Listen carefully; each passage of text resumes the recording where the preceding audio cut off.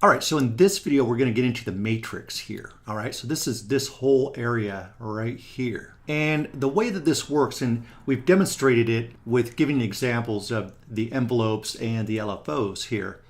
And as you can see, these are the things that can modulate other aspects of Wavetable.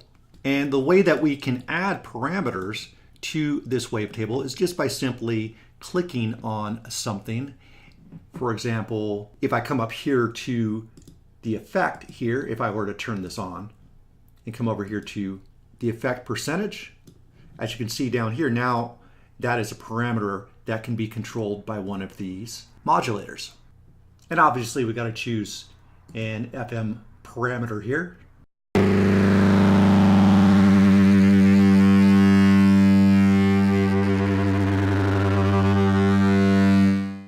And that's how we pretty much control anything. And it can be a positive 100 down to negative 100. And you may need to switch between the two in order to hear the effect on certain parameters, like we've done with the filter in another video.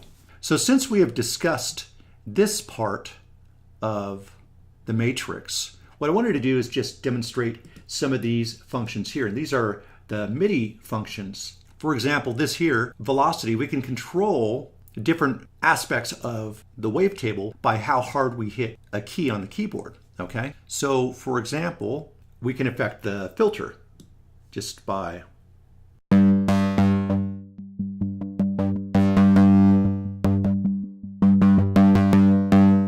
and I'll turn this one up as well.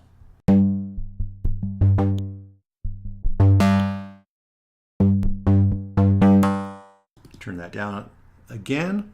We could have the pitch affected by velocity. So it changes the note just by how hard I hit on one note, okay? Might not be very useful, but just as a demonstration.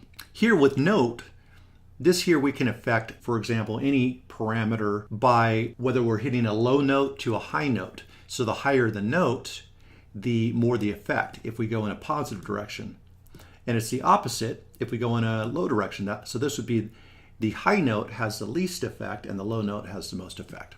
So let's go ahead to a positive, and I can play from a low note. And as we get into higher notes, we'll notice that more of the filter is opening up.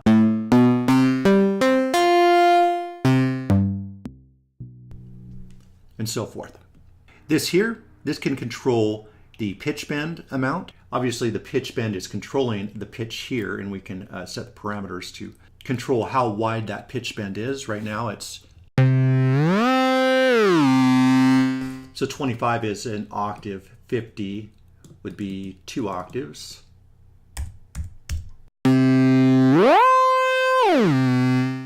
But you can also control a number of other things. So if we want, we can affect the filter here with the pitch bend and take that to 100%. And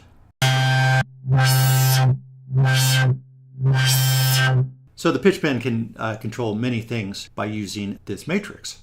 Now we can also control things with aftertouch. So what's cool is if you have a synth with aftertouch, or if you have the push 2 which has an aftertouch, then you can affect certain things as well. Maybe one thing we want to affect here is the oscillator position. So that's this right here. So if I turn this up, this is without aftertouch. And then I'll hold it and then I'll push it a little harder to create the aftertouch effect. As you can see, it went to a different position. And we'll put this back to 0. And I can do the same thing here with, for example, pitch or whatever.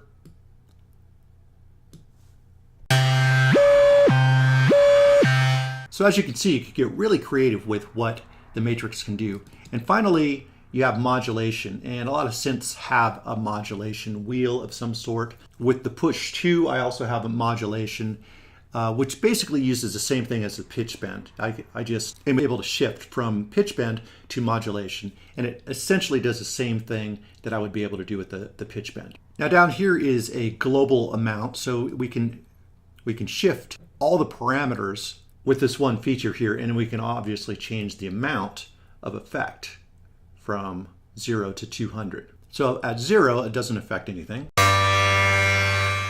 And then as we turn the amount up, then these start to take place. So that is the matrix in a nutshell.